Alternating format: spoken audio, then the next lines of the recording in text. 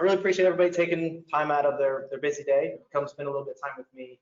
A little bit of background on this presentation. My goal is to try to really figure out how we can do cybersecurity at your standard clinical engineering shop level.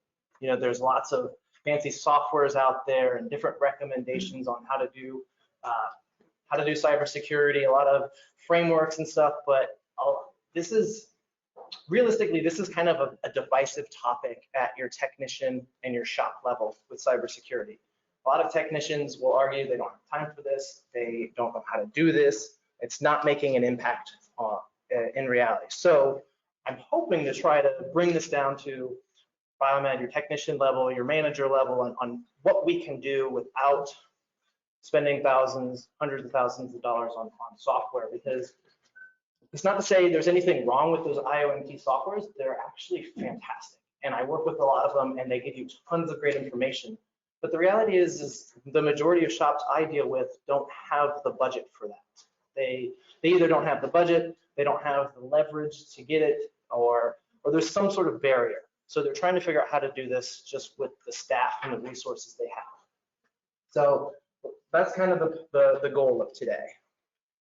So I guess, let me get my clicker here to work. There we go. So first things first, who am I? I'm Gonzalez, as she introduced me. I'm the director of HCM Cybersecurity for Sodexo. My background before I was with cybersecurity, I started out as a biomed intern, worked my way up to being hired full-time as a biomed and up through supervisor and manager and director, and now here I am today. In that time, got my bachelor's in electronics and computer technology, master's in information systems management, and I'm also on the side, I teach an IT class for the College of Biomedical Equipment Technology. I also had the great honor this year of being named one of the 40 under 40, which is good because this is, if you can't tell by the gray hair, it's my last year of eligibility. So, so that was pretty cool as well. But again, hopefully my experience starting from the bottom is in a biomed shop gives me a good insight on how maybe we can do this in the real world. So we're going to start with, we're going to set the stage, how healthcare is actually impacted. There's maybe some things you guys have heard before, but we'll try to put it into context. So first things first, 707 data breaches in 2022. So this is the number of confirmed and reported data breaches in hospitals, healthcare systems in 2022. So these were data breaches of more than 500 patient records, which equals or totals almost 52 million individual records that were lost, stolen, compromised in some way due to cybersecurity incidences. So this is important for us in HTM because all of our devices connect to a patient and collect this data. They also connect to a system where this data is stored. So if you think about every time you as an individual go to the ED or urgent care or family physician, whatever it is, the very first thing they do is hand you a stack of papers and ask you, update your address, your name, your phone number, your financial records, your mother's maiden name, all this stuff. That all goes in this database that our equipment connects to. So it becomes essentially a treasure trove of the most up-to-date information on you anywhere else in the world. And that's what our equipment connects to. So if you think about, bring it back down to the shop level and the biomed or imaging level, what devices are network capable that we deal with? On the biomed side, hundreds of thousands of patient monitors, all your IV pumps, everything in the lab, all your life support, everything in the cath lab, EEG, EMG, you've got stress test machines, you name it. On the imaging side, it's essentially everything, right? Everything that's creating an image, it's sent into PACS or to whatever. And this is all your big iron, even all the way down to little handheld devices. So these devices, again, they're connecting to a patient, they're generating information off your patient and then sending it to whether it's your EMR, your Muse, your PACS, some sort of big database where they're storing tens of thousands, or in some hospital systems, hundreds of thousands of patients. And that's what the bad actors or the hackers are looking for. They're not that interested in an IV pump, to be honest. IV pump has little to no useful information for them, but that IV pump has a direct connection to the EMR. So they can use your IV pump to get from the IV pump through the network to that EMR where they have all of this usable, sellable data. Because that's what they're concerned about. Usually with healthcare, those bad actors, they have two goals. They're one of two goals. And one is stealing that data. All that data that they can go and either use because it's got your financial records, you know, it's got your credit card numbers, or it's got some sort of bank information they can use, or it's got other information they can sell very easily. The other thing that they look for this information for, or for these devices for, is if you think about these devices, the one thing they also have in common is these are some of your most critical devices in your most critical areas that treat your most critical patients. So they know that. They know that if they can get ransomware on these devices, that they can shut down large parts of your hospital. So what they do is, all right, so let's step back for a second.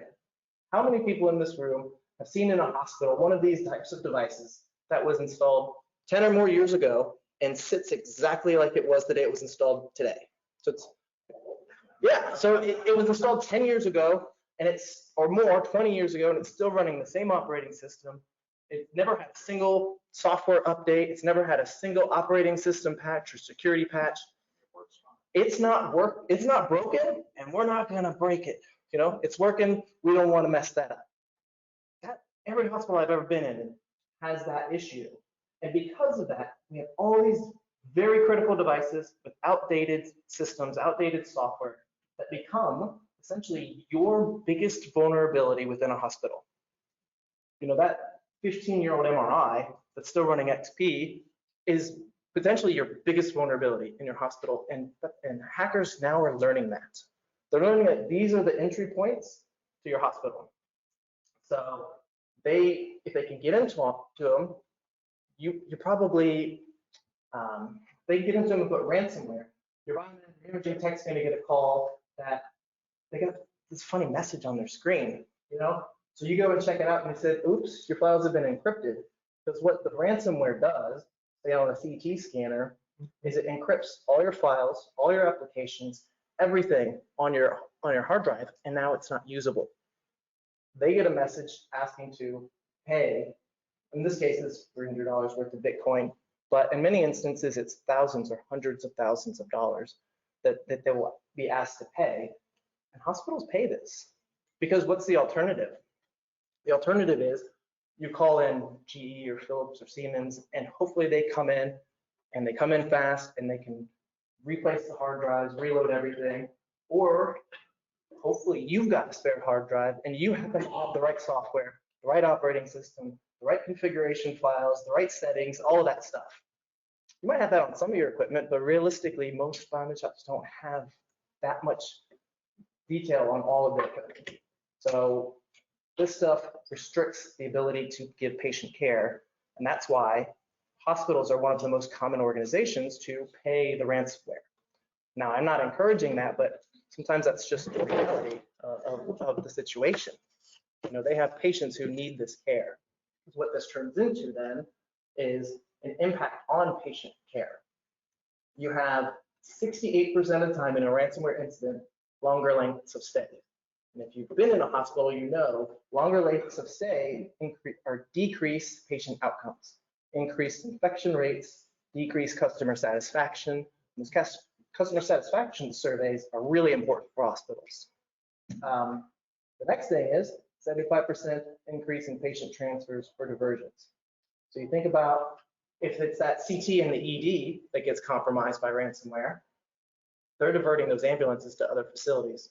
If it's your cath lab that gets hit, they're transferring patients or delaying that procedure so they can figure it out, if they can figure it out. So these two things combined equal a negative impact on mortality rates. Because again, the longer they're in the hospital, or if they have to get transferred or diverted, increased risk of infection, increased risk of negative outcomes for the patient. Nothing good comes from that, realistically. So that's how our equipment really has a big impact on these sort of things if we're not keeping it, as they say, cyber safe. So luckily, there's a couple of organizations that have frameworks on how we can do cybersecurity within hospitals or within healthcare. There's a list of them that have different cybersecurity frameworks. Problem I see, so when this was from a study of 579 IT security professionals in healthcare, of what's the top standard or what framework are they using? There's no consistency. There's 10 different frameworks. There's not a single one that's really dominating the industry right now. That makes it hard for us because each one of these standards is hundreds of pages long. We don't have time to read through all of these and figure out which one's best for our hospital. So we can go to someone like the commission or the D&B and ask them what do they recommend. And luckily, that it gets a little bit better. They tend to recommend the cybersecurity framework or the 405D, which are very good. But again, these are not step-by-step instructions. They don't say, do this, do that, do this. It's not like a procedure manual. They're maturity models. So, hey, start here, do a little bit better, do some of this stuff. There's a lot of different things, and some of it we just don't have the capabilities or the skill set yet to do. Cybersecurity is a different skill set than your standard biomed and imaging. So there's still a gap there. All of this combined with some of the other problems we already know are prevalent, such as HCM's historically underfunded. Your staff is dedicated to other things. You don't have a dedicated cybersecurity person within your hospitals normally. You're pressured to support more and more equipment and more facilities with the same staff and very tight timelines on everything you do. Your projects, your inspections, PM list. That's not news to you guys. If I went around there, you probably list 100 other things to add to this list. Then on the cybersecurity side, we have all the standards I talked about. The visibility and availability of your equipment is always a challenge. There's more vulnerabilities than you'll ever have time to fix. And then thousands of manufacturer models you have to deal with. They all have different cybersecurity capabilities and standards. So how do you keep up with all of that? You know, makes it hard. So you end up looking like this lady, you know, like, what are we gonna do? Where do we start?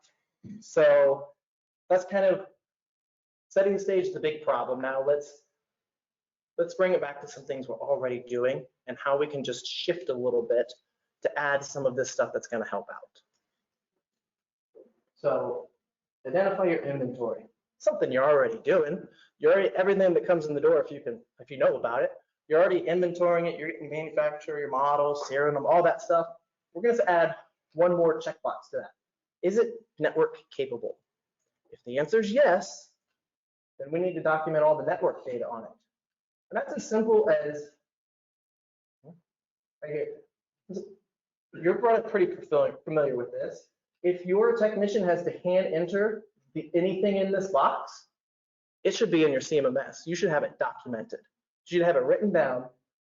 And this is for two real reasons. The first is it enables your technicians to service the equipment if it breaks. If you have to reload a NIC card, a motherboard, hard drive failure, you're going to need this to get it back on the network. If you don't have this written down somewhere, it becomes a big hassle. So having this stuff documented reduces your mean time to repair. It increases your uptime, decreases your downtime. So what's not on this slide is also, say you have to reload a hard drive, you're gonna need to know what version of operating system it had, what version of software. I'm sure it would be no surprise to you to hear Philips has yet a new version of their PIC-IX, whatever. They got a new one like every 2 weeks. Well, do you have it written down which one's on this piece of equipment? It should be documented. It's PIC-IX B2. Whatever it may be. So you know what needs to be reloaded. So for me, this is a bare minimum for your service, for what you're already committed to delivering to your hospital. But it also helps on the cybersecurity side for 3 different reasons. The first is your IT probably has all these advanced scanners that are going out scanning what's on the network. They don't know that that Dell computer is actually running on an EEG device or an MRI device but you do, so you can match this IP address you have documented with theirs, and you can identify what the device is. The second is one of the other ways that we keep things safe on the network is through network segmentation. Having this stuff documented helps with network segmentation. And the third one is vulnerability management. We have our operating system and our application software documented. When there's a new vulnerability issued for that sort of thing, we already know if it applies to our device or not. So that's why these are useful. And this is just essentially doing the things you should already be doing that's giving you help on the cybersecurity side. So when we talk about maturity models, the identifying your inventory, we want to, as we get really good at that, we want to see what can we do next. And for me, it's identifying what those devices are capable of, what their capabilities are. So we can pull up an MDS2. And if you're not familiar with an MDS2, this is a form that is generated on what cybersecurity capabilities your device has. Every device manufacturer is required to provide this if they have it. Not all of them have it, especially when you have manufacturers who have gone out of business, or a manufacturer who was bought by another manufacturer who was bought by another one. You know how that goes.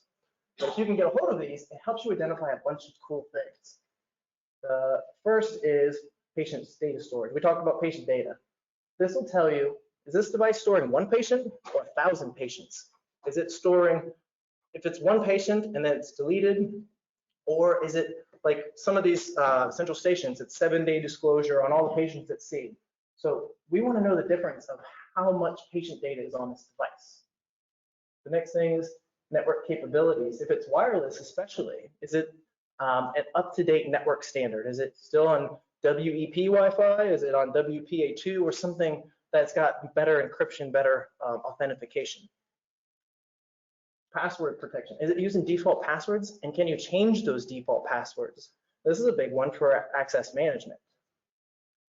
Then we get into data encryption. All that patient data it's storing, is it storing it in an encrypted format? And when it sends it to the EMR or PACS or whatever, is it actually sending it in an encrypted format? And that helps for cybersecurity capabilities. If somebody is able to hack into your central station and all that patient data is encrypted, you're not as worried. You're still worried, but not as worried. And the last thing, this is one of my favorites, virus and malware protection. Everyone's probably dealt with an IT associate who wants to put antivirus on everything. They want to put it on all your medical devices, and your first thought is, no. But my first thing I will do, if I get an IT, CIO, CISO, whoever wants to put antivirus on something in my cath lab, I go to the MDS2 because a lot of them have a line like here, 10.2. Can the owner install or update antivirus software? It says no. So I'm going to print that out. I'm going to send it to them and say, hey, this is what the manufacturer recommends. And if you want to go against the manufacturer recommendations, I need a director level or above signature saying you're going against manufacturer recommendations on this. 99 times out of 100, they're not going to put their pen to paper to go against manufacturer recommendations. Sometimes they will, but at least you've covered your butt and somebody else has accepted that responsibility and not you. So that's a cool one I like a lot. Now, the second thing I think we can do, again, you probably recognize this in some format or other. This is something we're already doing. We're prioritizing our devices, starting with patient safety and business criticality. Business criticality is if this device is compromised in a ransomware incident, how is that going to affect hospital operations? Is it you're going to swap it out with a different one, no big deal, no impact? Or is it shutting down your whole cath lab? Now you're transferring patients. So big difference. So we rank them in criticality here. And then patient safety side, if it's compromised while on a patient, what's the risk to the patient? Potential harm, severe injury, or potential death. So we can rank our devices on these, and that helps us focus where we're going to put our efforts into cybersecurity. Because if it's 4 on both of these, maybe it's not something we do today, tomorrow, or this year. Maybe something we worry about later down the line. But if it's 1 on both of these, we probably should be paying attention to it. And that's the same thing you're doing for your repairs, prioritizing the stuff that comes down to the shop. what is this restricting patient care? So again, this is not that different. We're just applying it to the cybersecurity side. And then as we get better at that, we're going to start looking at the risks, because we're already starting to see this. Your hospital might have an IoT software, which does a phenomenal job of this type of stuff. They're going to say all your medical devices, you've got 8,000 vulnerabilities, and they're going to rank them for you and give you recommendations. It's going to make life a little bit easier. It's going to be overwhelming, but if you don't have a software that's doing that for you, you're trying to do it by hand. So how do we do that? When you get an alert from BD, this is straight from their website. I just used the Windows snip. So I want to kind of go through how we prioritize something like this, how we read it, how we make it usable, and how we put it into action on, should we worry about it today, tomorrow, next week, next month, next quarter, whatever. So the first thing when you get something like this is look at what equipment does it affect. This is a PCU unit. So you probably got 1,000 of these, 2,000 of these, a whole bunch of them. So you already know it's going to be a big project. It's going to take some time, but it's also a really important piece of equipment for your hospital. Not mission critical per se, but you can't run without IV pumps, but you have a lot of them. So the next thing you're going to look at is, did they give it a CVE score? So CVE stands for Common Vulnerabilities and Exposure. It's a score that's given with any new cybersecurity vulnerability. They stamp it with the number. 2016 for the year it was released, and then the 2009 is the number of vulnerability it was for that year. So that gives us more information. We can use that to find a lot more details than what the vendor might have given us. And then the third thing I want to look at is, did they issue a CVSS score for it? That's the Common Vulnerability Score. It's a criticality score from 0 to 10. And we can kind of use that to gauge how critical is this to the device. So 0 being no big deal, 10 being the most critical you have. So sometimes they have a link to some additional information. But you can use the CVE number and go to, there's this nice website called CVE Details. Pretty easy to remember. And you can go in and type in your CVE number, and it'll give you all this additional information. On this particular one, it tells you that this CVE was broken up into 2 parts. And this link right here, just coincidentally, matches exactly what's on our BD alert. So that's pretty cool. So you know you're on the right path, and you can see here's the 9.8 criticality score, but they also have this exploitability score here. That's good to know. This is so technically an exploitability score is out in the real world, is this vulnerability actually being used to compromise devices? Are they actually using this to infiltrate, hack into devices or software or whatever it may be? And it's a percentage from 0 to 100. Some websites, they list it as a number from 0 to 10, so 3.9 or 39%. So you can take that, and again, you can use that to help prioritize how important is this. And I use this model here. Very similar to us with mission critical business life safety stuff, from no risk to critical.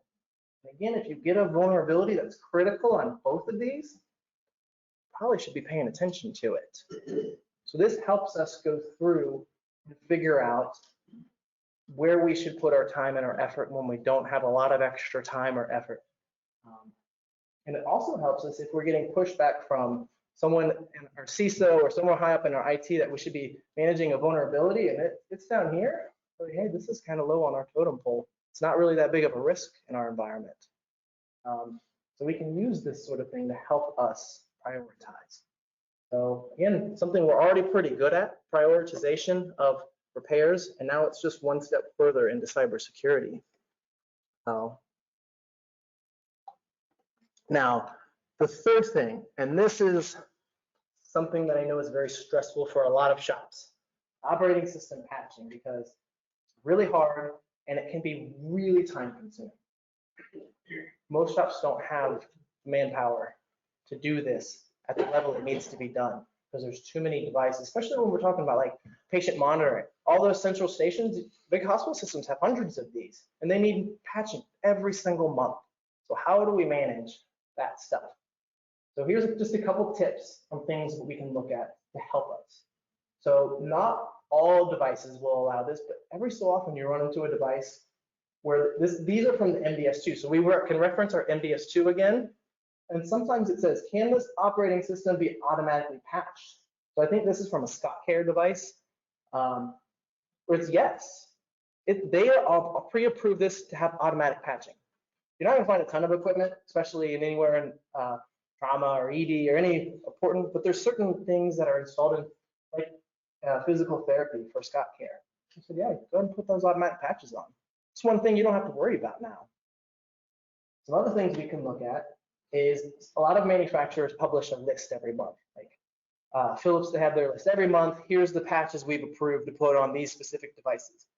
Well, MDS2 sometimes gives us some better insight, where can relevant operating system and device security patches be applied as they become available? Yes. So we don't have to wait for a list. It's already pre-approved for security patches. So not all Microsoft patching, but specifically the security patches, which they do have a separate designation for, we know it's already approved. We don't have to wait for them to create a list for it. And then sometimes, can it be installed remotely? It's yes. So again, another thing, this is more of a maturity thing, being able to install or push patches remotely, but it's something we can work towards as we get good. If we want to create what's called a WSUS server, it's a Windows server update system, which we can use to push patches remotely to certain Windows devices. Well, this one's already pre-approved, so we can set it up if we get to that point. So these are just little things we can look at and help us figure out how we're going to patch. Then on top of that, again, we're going to use the prioritization that we've already talked about for what devices we should really focus on patching, because you don't have infinite time or infinite resources. So those business critical, life critical, maybe those are the ones we try to patch. But here's some other things you can really look at that can help. There's other services you're already paying for. Maybe those already include patching. Those contracts, all those imaging lab stuff you probably have on a contract. You might not know, but some of those contracts include patching. And they don't tell you, but if you ask, you might find out that, yeah, it's included in the contract. Or maybe it's time for contract renewal, and you can ask for it. Hey, we'll renew this if you include the patching. If that's the case, make sure you get it in the quote so you know you're paying for it. And if you're paying for it, make sure they're doing it, and if they're doing it, make sure it's on your FSR. And those are the things that are on time and material, like a mammography, for instance. Maybe it didn't make sense to have it on the contract because you only have one, and you're paying them to come in and do the PM. When you ask for a quote for the PM, ask if patching is included, and ask if patching can be included. A lot of times they'll say yes. So again, this is another thing where you don't actually have to do the work, but you just are making sure, because you're paying for it, you're going to make sure they're doing it, and you're going to make sure they're documenting it and sending you that FSR saying they did it. And then we get to the hard one. Can it be included in our in-house PMs? This is really hard. And this is where we use our prioritization for those critical devices. Maybe that's where we put the effort into it. And sometimes these things, we don't have necessarily the skill set or the time. But if we're going to try to figure out how to do this right, we start with the PMs we're already doing. So instead of trying to do patching every month, maybe we start with just the PM, and we start with just our business critical and our life critical devices. Again, it's like I said, it's this maturity model of starting with what you're capable of, what you have time for, and then building up your resources from there. Because again, this stuff's not easy. This stuff is, in some cases, it's a different skill set than what most shops have. It's not your standard PM. It's not your standard corrective maintenance. It's a lot of it's a lot of crossover in that IT. Luckily, I see we have Monty here with College of Biomedical Equipment Technology. Luckily, these programs that he's creating or that other colleges are creating, they're including the cybersecurity stuff. They're including this IT stuff, but we have this existing staff out there that's never been trained in network, never been trained in computer basics, and they're trying to figure it out. And I think every shop probably has an old guy who doesn't really want to figure that kind of stuff out. So it's kind of utilizing those resources. How do we cross-train? How do we up-train those resources so they can do stuff like that? They can recognize what operating system does our device have, what patches does this device need, and how do we get those patches from Windows to our device? Because a lot of times these, you can't just, like on our computer, like computer here, I can just go in and have Windows search for the latest updates. You can't do that on a lot of our equipment. Yeah, it's connected to the network, but not in the same way.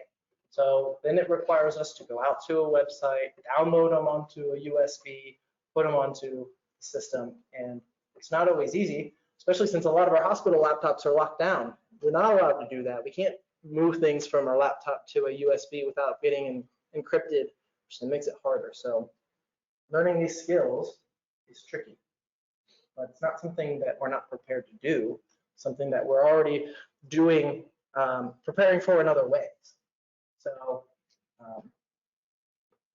summary, it's again, just to recap some of this stuff, is we're identifying all those network devices and then everything it takes to get it on the network, operating systems, applications, and then exploring what their cyber capabilities are.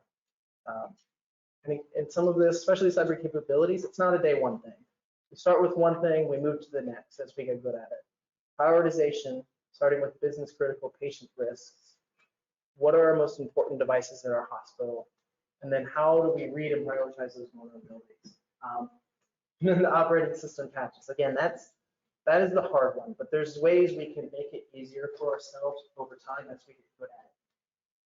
So this, again, I'm with Sodexo. This is part of my role, is to govern how we build programs like this, how we make it actionable at a device level, for a technician level, for especially at those small hospitals where they got 4 guys, 3 guys, or guys or girls. But that's where it gets hard. They got 1,000 devices or 2,000 devices per technician. They don't have they're not real leadership heavy to help implement these sort of things. How can we do that? So these are some of the things, other things we focused on.